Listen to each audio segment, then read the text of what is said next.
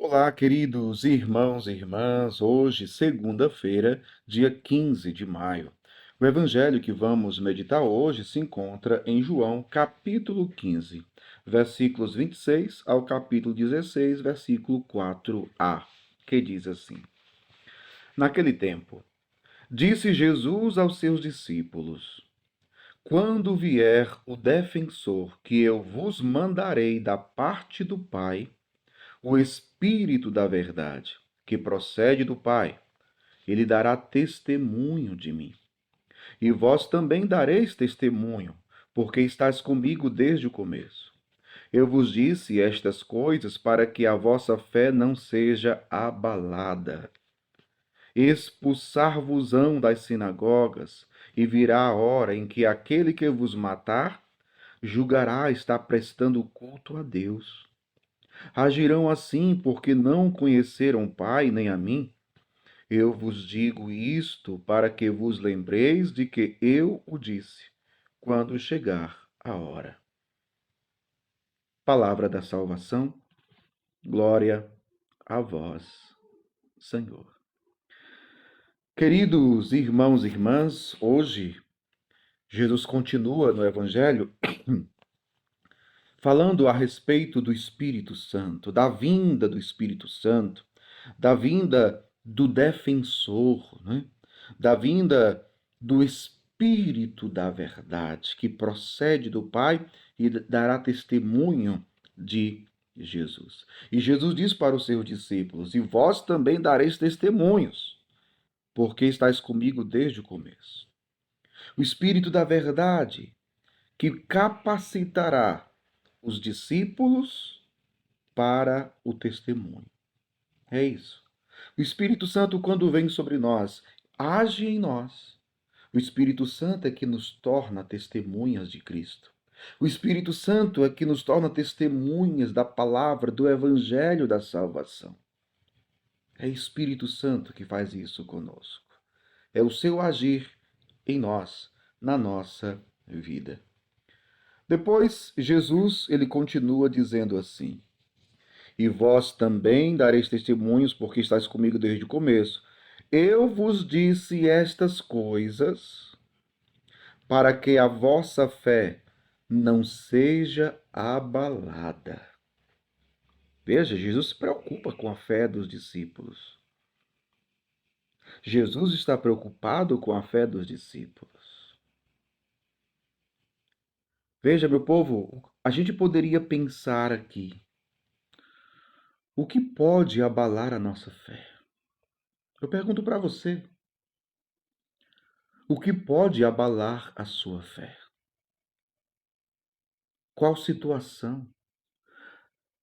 Que circunstância? Que acontecimento na sua vida pode abalar a sua fé? Jesus está dizendo: para que a vossa fé não seja abalada. Jesus, inclusive, fala de algumas coisas que acontecerão. Jesus vai dizer: expulsar-vos-ão das sinagogas, e virá a hora em que, veja, aquele que vos matar julgará estar prestando culto a Deus. Isso aqui, meu povo, requer uma parada para refletir. Veja o que Jesus está dizendo. Virá a hora em que aquele que vos matar julgará estar prestando culto a Deus. Eu vou matar esses cristãos aqui porque eu vou oferecer o culto a Deus, matando esses cristãos, matando essas pessoas, esses homens e mulheres que creem em Jesus. Veja, julgará que está prestando culto a Deus. Mas que concepção, que experiência de Deus, que pensamento, que mentalidade acerca de Deus tem essas pessoas de quem fala Jesus? Meu povo, isso nos faz refletir. Veja, há mais de 2000 anos Jesus falou isso.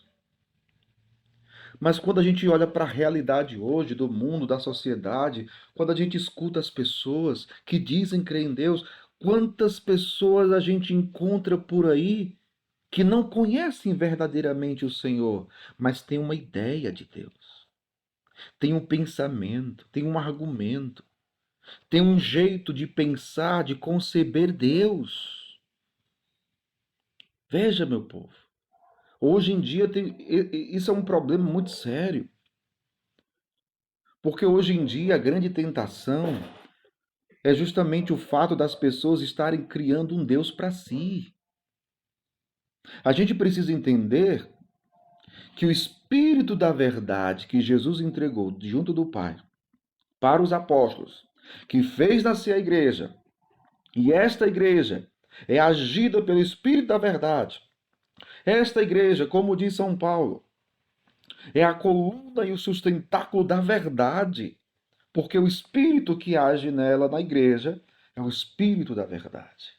Então, na igreja está a verdade, porque o Espírito Santo, o Espírito de verdade, é a alma da igreja, é que conduz a igreja, é que age na igreja, na vida dos apóstolos. A igreja tem um magistério que conserva o verdadeiro depósito da fé, as verdades reveladas por Deus.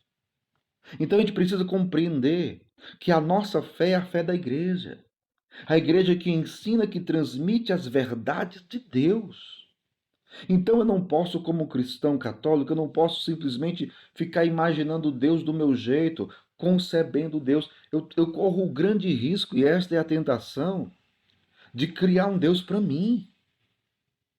É isso que tem acontecido com muitas pessoas. Muitas pessoas têm criado um Deus para si, um Deus segundo o seu bel prazer, um Deus para que satisfaça as suas vontades, os seus prazeres. Cuidado! Será que o Deus que você diz crer realmente é Jesus Cristo? É o Pai? É Deus Pai? É Deus Filho? É Deus Espírito Santo? Então, isso nos faz pensar, meu povo. Repito, tem muita gente dizendo que crê em Deus, mas a concepção de Deus é totalmente contrária àquilo que Jesus ensinou, àquilo que é a doutrina da igreja, àquilo que a igreja ensina. Então veja, tomemos muito cuidado. Isso aqui que Jesus fala no Evangelho chama muito a atenção.